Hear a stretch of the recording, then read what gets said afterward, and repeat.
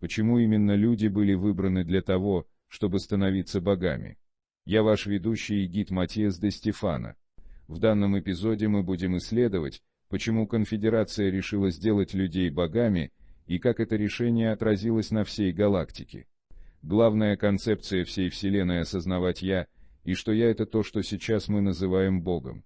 Поэтому в первом измерении Бог был сотворен самим собой посредством идеи Творца, генерирующего всю вибрацию во Вселенной так, чтобы каждая временная линия, каждое место в пространстве в каждом измерении, каждая сотворенная им основная структура формировали идею нахождения «я». Это и был первый геометрический путь ко времени и пространству, спроектированный в шестом измерении. В шестом измерении паттерн стал дышать и течь в пятое и четвертое измерение посредством времени и идеи цели достижения концепции Бога. Пятое измерение помогало нам понять основную идею процесса в целом. Мы нуждались в развитии, чтобы доказать самим себе, что способны становиться богами.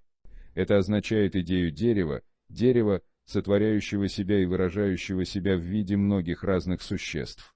И вот на последней стадии процесса творения появились тысячи семян, обладавших тем же потенциалом, что и дерево в целом. Поэтому, когда бы их ни сажали, они могли становиться новыми богами, новыми вселенными. Эта концепция и стала процессом, посредством которого Вселенная выражала себя вовне и сотворяла семена так, чтобы они могли возвращаться к себе, обнаруживая, что каждая часть была просто оплодотворением, крошечной частью Вселенной. Каждая из семян становилась подключением для входа в сознание осознания себя, чтобы существа в дереве могли осознавать, что они и есть Бог, и что они могут становиться новыми богами. Поэтому весь процесс эволюции в бессознательной материи состоял в как можно большем улучшении себя для достижения сил Солнца, света в галактиках, достижения главного источника энергии посредством света.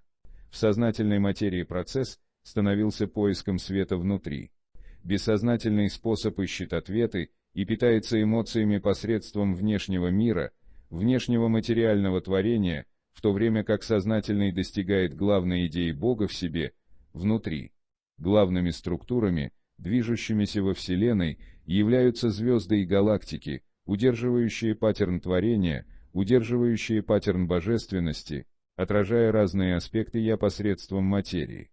Такие порталы называются созвездиями, которые из шестого измерения выдыхают энергию в виде сердцебиения из ядра Вселенной и осознают «я» Бога посредством каждой части разделения, искажения реальностей. Дыхание связывает главную идею божественности с аспектами божественности в материи. Это значит, что во всей Вселенной мы имеем паттерны в виде звезд, моделирующие структуру того, кто мы есть, и регулирующие способы распознавания. Мы нуждались в прохождении всего пути, чтобы понять, каждая проживаемая нами реальность — это просто аспект Бога, богини. Когда планета начинает осознавать себя, двигаясь от процесса бессознательности к сознательности, посредством созвездий открываются все порталы к ядру Вселенной и начинают выдыхать информацию. Это означает, что каждое существо в созвездиях может чувствовать, как миры начинают дышать и поедать энергию между измерениями так, чтобы они могли достигать большего осознания себя. Это и есть момент, когда все сознательные существа конфедерации, живущие на разных планетах, вращающихся вокруг созвездий, могут искать планеты, связанные с их сетью, чтобы последние становились частью осознания Бога. Это сотворяет идею, путь, по которому должно идти каждое существо в созвездиях, чтобы попасть на такие планеты и насаждать семена информации. Они становились плодами, цветками большого дерева жизни во Вселенной. Они брали семена изнутри, чтобы насаждать их в такие миры так, чтобы те могли становиться такими, как планеты, которые стали новыми деревьями, могли дышать и сотворять новую реальность. Чтобы это делать, нам приходилось искать сознательное общество или сознательных существ на планете, чтобы улучшать их ДНК так, чтобы они могли загружать информацию в планету, понимать эту информацию и быть готовыми становиться словами Бога в материальной форме. Это был план строительства обществ в каждом созвездии, представлявшим собой богов и материю. Цель, которая на нашей планете называлась превращением людей в богов. Превращение людей в богов, как мы делали это на разных других планетах в разных созвездиях, состояло в привнесении информации от каждого созвездия и формировании пути к «я», формирование пути к пробуждению потенциала, имеющегося в нашей ДНК, а также к насаждению потенциала с других деревьев так, чтобы мы могли иметь всю информацию с других планет, уже задействованных в процессе, чтобы, исходя из положений порталов на планете, мы могли судить о наступлении момента, когда планета становится осознающей. С перспективы планеты вы можете видеть каждый портал вокруг себя и связь между ними, сотворяя спектр пути. Спектр пути был бы 12 существами, сотворяющими путь для самых крупных видов в реальности, видами земли, воды, воздуха и огня. Такие виды сотворяют путь к просветлению, к осознанию бытия, через которое должны проходить все мы, каждый из 4 видов, чтобы понять каждую перспективу «я» и планеты. То есть, это позволяет нам получать информацию из разных плотностей. Это аналогично пониманию всего мира, когда вам следует отправляться в каждую страну и понять каждую культуру так, чтобы вы могли понимать, как мыслит мир. Чтобы узнать, как думает Бог и становиться этим Богом, вы должны пройти через процесс понимания, как становиться Богом в разных аспектах созвездий. Именно это мы называем астрологией. Именно это мы называем главными порталами галактики. С нашей перспективы мы рассматриваем эти паттерны в виде 4 групп, состоящих из 3 созвездий каждая. Процесс демонстрирует, по большей части 2500 лет, причем каждый период продолжительностью 2500 лет требуется для насаждения основных кодов ДНК на планету с других созвездий. Итак, это было формирование Эр, когда люди и другие существа, такие как Нимнир, Айсир, Алифир, пришли на эту планету. Они смогли посадить свои собственные семена в землю. Вот почему, чтобы насаждать, они нуждались в энергии структур порталов в галактике. Временные линии созвездий указывают нам на моменты, когда конфедерация находила двери для строительства реальностей в нашем мире. И вот почему нам так важно понимать эры, времена, когда все было сотворено, и как посредством порталов преобразовывалась ДНК. Для нас на Земле самым важным временем было время, которое помогало организовывать все, вносить порядок в идею, кем мы были в этих созвездиях и конфедерации. Это был момент, когда человечество обрело способность понимать свою цель. Момент, когда люди Земли могли упорно работать, чтобы внести порядок в каждый из порталов, искать порталы, чтобы установить равновесие между всеми ними. То время было эрой Девы. Дева была периодом временем, когда созвездие помогало энергии планеты сотворить идею того, что сейчас мы называем Атлантидой.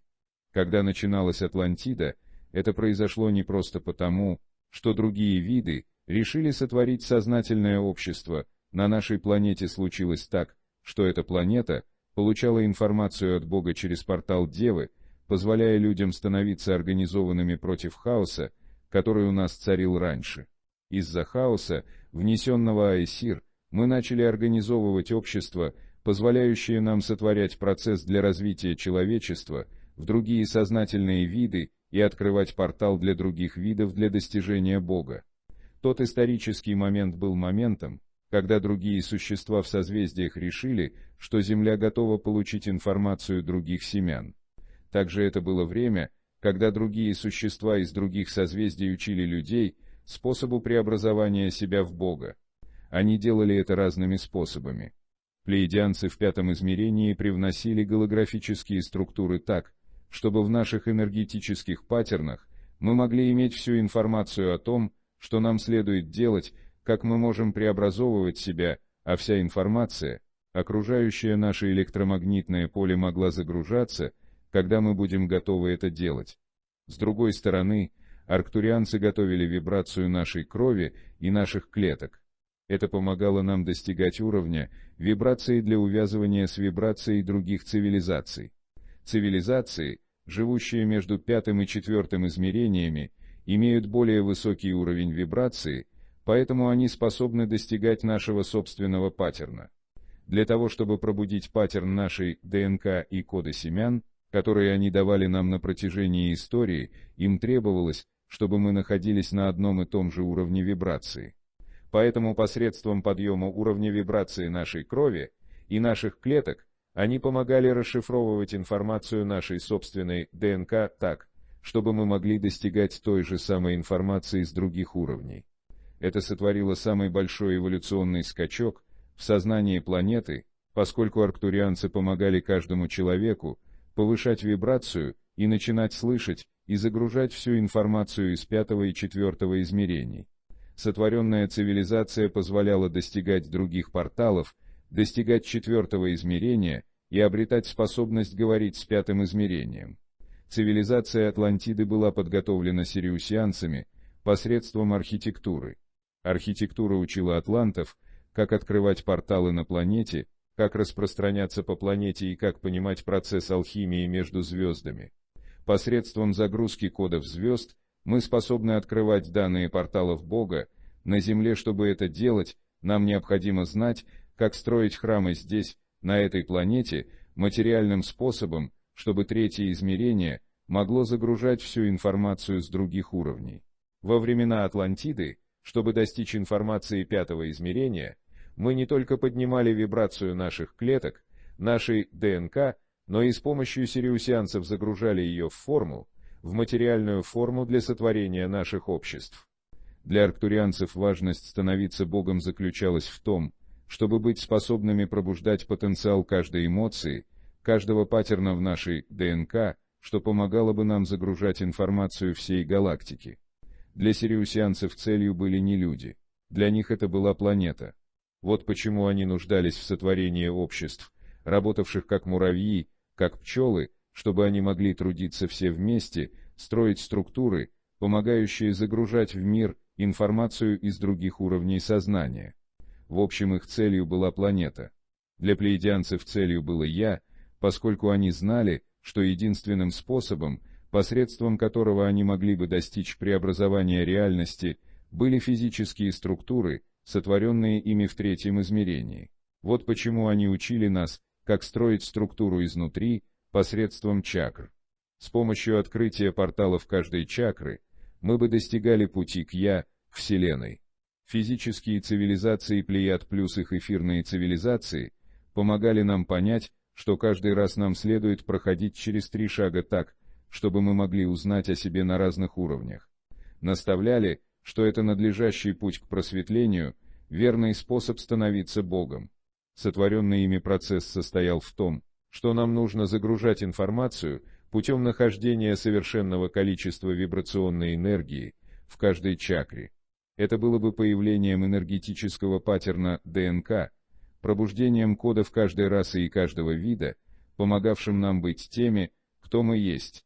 Тогда мы можем строить внешние структуры, чтобы помочь планете в осознании себя. У нас есть истории, которые учат, как это делать. Нам требовалось видеть двери в небе, чтобы строить дверь с неба на землю и внутрь себя. Когда мы достигаем каждой временной линии в каждом пространстве, каждая история будет учить нас процессу, который будет вести к цели становиться богами. Это не что-то, что вы можете сделать просто в одной цивилизации. Вам нужно пройти через процесс 2400 лет приблизительно. Это поможет понять, как человеческое существо может становиться Богом. Процессу учили в храмах. Атлантов учили данному процессу посредством 12 аспектов геометрии, света, энергии и звука. Всем нам требовалось пройти через 3 части нашей жизни, которые мы называем молодостью, зрелостью и старостью. Эти 3 процесса необходимы для того, чтобы улучшить землю, воду, огонь и воздух внутри себя так, чтобы мы могли открывать порталы с помощью первых видов, сотворенных Богом во Вселенной.